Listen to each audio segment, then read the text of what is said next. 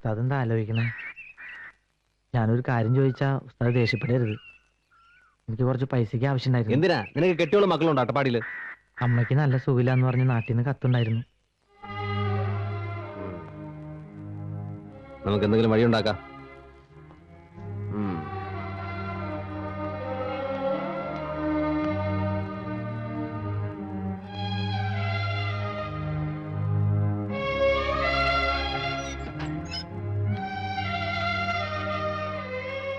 ഉണ്ണികൃഷ്ണ, ഇങ്ങ വന്നേ. Money order ഉണ്ടോ? ഉണ്ട്, പക്ഷെ അച്ചൂട്ടിക്കില്ല. എനിക്കാരയക്കാനോടോ? അതല്ല, താൻ്റെ കാര്യം ചെയ്യും. തന്റെ കയ്യിലുള്ള മണി ഓർഡർ 2 ദിവസത്തേക്ക് എനിക്കൊന്ന് അഡ്ജസ്റ്റ് ചെയ്യും. ചെറിയ റോളിങ്ങിനാ. കണ്ടവരുടെ മണി ഓർഡർ എടുത്ത് റോൾ ചെയ്യാനോ? എന്റെ പണി തെറിച്ചു പോവും. ഒന്ന് പോടോ. എറണാകുളത്തും തിരുവനന്തപുരത്തേക്ക് ഒരു കത്തയച്ചാ കിട്ടുന്ന 4 മാസം കൊണ്ടാ. എന്നിട്ടാ മണി ഓർഡർ. എടോ, ഈ മണി ഓർഡർ കിട്ടാനുള്ളവർക്കറിയോ ഇന്നവരുടെ കാശത്തുവന്ന്? താൻ ഒന്നുകൊണ്ടും പേടിക്കണ്ട. 2 ദിവസം കഴിഞ്ഞ് പലിശ അടക്കം തിരിച്ചു തരാം. നടക്കില്ല. വേറെ എന്ത് സഹായം വേണമെങ്കിലും ഞാൻ ചെയ്തു തരാം. എന്നാ ഒരു കാര്യം ചെയ്യും, നിന്റെ പെങ്ങളെ ഇവന് കെട്ടിച്ചോളൂ. മര്യാദക്ക് ചോദിച്ചിട്ട് തന്നില്ലെങ്കിൽ എനിക്ക് ബലം പ്രയോഗിക്കേണ്ടി വരും. ഇല്ല, എന്നെ കൊന്നാലും ഞാൻ ഈ പൈസ തരില്ല.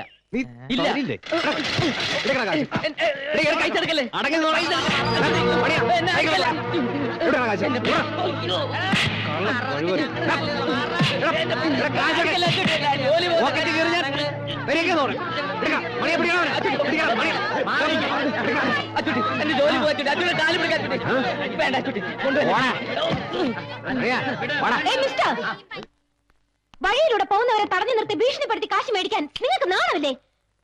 നല്ല തണ്ടും തടിയുണ്ടല്ലോ, അന്തസ്സായി ജോലി ചെയ്ത് ജീവിച്ചൂടെ? നീ ആരുടെ എന്നെ പഠിപ്പിക്കാൻ? ജില്ലാ കളക്ടറോ? അല്ല, സിന്ധു.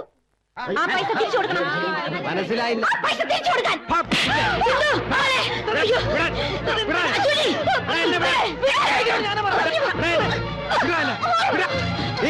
മര്യാദയ്ക്കൂടെ കഴിഞ്ഞോണല്ല കൊന്നുകളെ ഞാൻ. വിടവന്നെ, നിനക്കെന്നെ മനസ്സിലായിട്ടില്ലേ പുല്ലേ? അല്ലേ, ഞാൻ തിരിച്ചു വരുമ്പോ ഇവളിവിടെ കണ്ടുപോകാനുണ്ടല്ലോ, നിങ്ങളെ ഞാൻ കെട്ടുകെട്ടിക്കും. പറഞ്ഞില്ലെന്ന് വേണ്ട. വിടാ, വാടാ.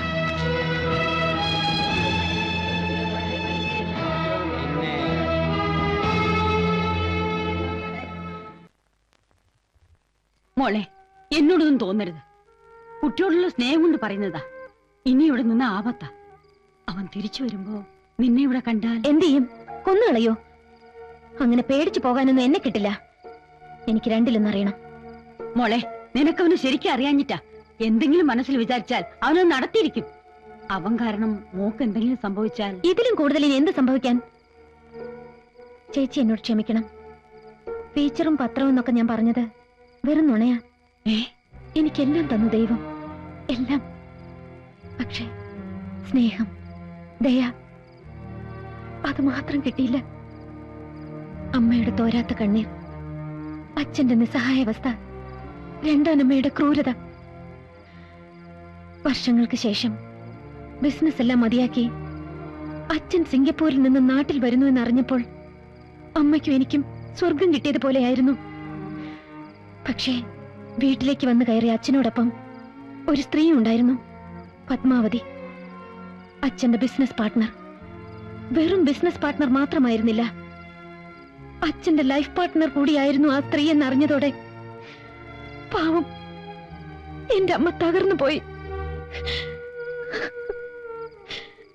അവരുടെ അധികാരവും അഹങ്കാരവും നിറഞ്ഞ പെരുമാറ്റം അധികം നാൾ അമ്മയ്ക്ക് സഹിക്കേണ്ടി വന്നില്ല. ആ സ്ത്രീയെ നിയന്ത്രിക്കാനുള്ള ശക്തി അച്ഛന് നഷ്ടപ്പെട്ടു കഴിഞ്ഞിരുന്നു. എത്രയോ രാത്രികളിൽ ഒറ്റയ്ക്കിരുന്ന് കരയുന്ന അച്ഛന്റെ മുഖം ഞാൻ കണ്ടിട്ടുണ്ട്. മാനസിക പീഡനവും കുറ്റബോധവും ആയിരിക്കാം അച്ഛനെ ആത്മഹത്യയിൽ കൊണ്ടെത്തിച്ചത്. അച്ഛന്റെ മരണത്തോടെ ഒരു സത്യം ഞാൻ മനസ്സിലാക്കി. ഞങ്ങളുടെ എല്ലാ സ്വത്തുക്കളും ആ സ്ത്രീ അച്ഛനിൽ നിന്നും കൈക്കലാക്കി കഴിഞ്ഞിരുന്നു. എല്ലാം ഉണ്ടായിട്ടും ഒന്നുമില്ലാത്തവളായി ആ സ്ത്രീയുടെ അവഗണനയും പുച്ഛവും സഹിച്ച് ഒരു അനാഥയെ പോലെ എനിക്ക് അവിടെ കഴിയേണ്ടി വന്നു. സ്വസ്ഥത അതെന്നും എന്റെ ജീവിതത്തിൽ നഷ്ടപ്പെട്ടു കഴിഞ്ഞിരുന്നു. ഒരിക്കൽ പോലും സ്നേഹത്തോടെ ആ സ്ത്രീ എന്നോട് പെരുമാറിയിട്ടില്ല. അവരെ സംബന്ധിച്ചിടത്തോളം ഞാൻ ആ വീട്ടിൽ ഒരു അധികപ്പറ്റായിരുന്നു. വീട്ടിൽ നിന്നും ഇറങ്ങിപ്പോയാൽ അവർ തിരിച്ചു വരുന്നത് രാത്രി എപ്പോഴെങ്കിലും ആയിരിക്കും. ഒറ്റപ്പെട്ട പകലുകളിൽ എനിക്ക് ഏക ആശ്വാസം മഞ്ജുവിന്റെ വീടായിരുന്നു. നഷ്ടപ്പെട്ടു പോയ സ്നേഹവും വാത്സല്യവും എനിക്ക് അവിടെ നിന്നും കിട്ടി. അല്ലെങ്കിലും മമ്മിയും ഡാഡി ഇങ്ങനെയോ ഒന്നിനും സമ്മതിക്കില്ല. ആന്റി, മഞ്ജു വാക്ക് കൊടുത്തു പോയതല്ലേ. ഒരു ആഡ് ഫിലിമിൽ അഭിനയിച്ചു എന്ന് വെച്ച് ആർക്കും ഒന്നും സംഭവിക്കാൻ പോകുന്നില്ല. കലാതിലയം കിട്ടിയതിനു ശേഷം ടി വി സീരിയലും മറ്റു അഭിനയിക്കാൻ എനിക്ക് എത്ര ഓഫേഴ്സ് വന്നറിയോ? അയ്യോ മോളെ, നീ എന്തൊക്കെ പറഞ്ഞാലും ശരി, കോഴ്സ് കഴിഞ്ഞിട്ട് മതി ഇതെല്ലാം. പ്ലീസ് അങ്കിൾ, അതിന് മഞ്ജുവിന് പെർമിഷൻ കൊടുത്തേ പറ്റൂ. എന്റെ ഒരു റിക്വസ്റ്റാ, ഒന്ന് പറയൂ ആന്റി. ആ എങ്കി സിന്ധു മോള് ഞങ്ങൾക്കൊരു വാക്ക് തരണം. മറ്റൊന്നുമല്ല, മോളുടെ കല്യാണക്കാരൻ തന്നെയാ. എന്റെ ചേച്ചിയുടെ മോനാ സുരേഷ്, ഡൽഹിയിലെ എയർഫോഴ്സിലാ. അയ്യോ, സുരേഷ് ആ യൂണിഫോം ഇട്ട് നിൽക്കുന്നതാണ് എന്ത് രസമാണെന്നറിയോ? മോള് മറ്റൊന്നും ആലോചിച്ച് വിഷമിക്കണ്ട. ദേ, ചിറ്റയെ കൊണ്ട് സമ്മതിപ്പിക്കുന്ന കാര്യം ഞങ്ങൾ ഏറ്റു. അല്ലേ ദേവകി? ആ വലിയ ആർഭാടമൊന്നുമില്ലാതെ വളരെ ലളിതമായ രീതിയിൽ കല്യാണം നടത്തിയാൽ മതിയെന്ന സുരേഷിന്റെ അഭിപ്രായം. പത്മാവതി അമ്മ എന്ത് പറയുന്നു? ഓ, അങ്ങനെയെങ്കി അങ്ങനെ. ദേവകി, സിന്ധുവിനോട് ചായ കൊണ്ടുവരാൻ പറയ്. സിന്ധു,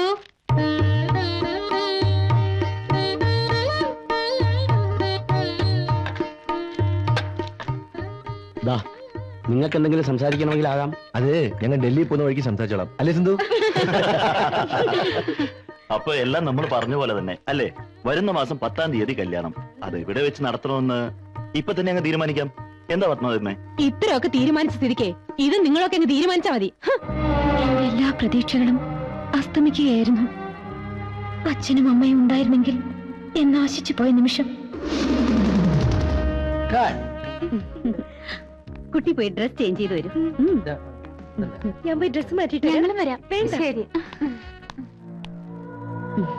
കുട്ടിയുടെ പെർഫോമൻസിനെ കുറിച്ച് എല്ലാവർക്കും നല്ല അഭിപ്രായമാണ്.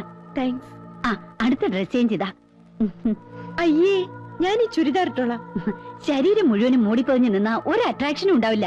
ഇതൊരു ആഡ് ഫിലിം അല്ല കുട്ടി. ആ, ഷൂട്ട് ചെയ്യുമ്പോഴേ പറയണമെന്ന് വിചാരിച്ചതാ. ഇതൊക്കെ മൂടി വെക്കുന്നത് എന്താ ഇത്? ഇതൊന്നും എനിക്കിഷ്ടമല്ല. ഇത്ര മോഡേൺ ആയിട്ട് അഭിനയിക്കണമെന്ന് എന്നോട് പറഞ്ഞിട്ടില്ല. ഈ ഡ്രസ് ഇടാൻ എനിക്ക് ബുദ്ധിമുട്ടുണ്ട്. കുട്ടിക്ക് ഇഷ്ടമല്ലെങ്കിൽ ഞാൻ നിർബന്ധിക്കുന്നില്ല. Take it easy. Okay, bye.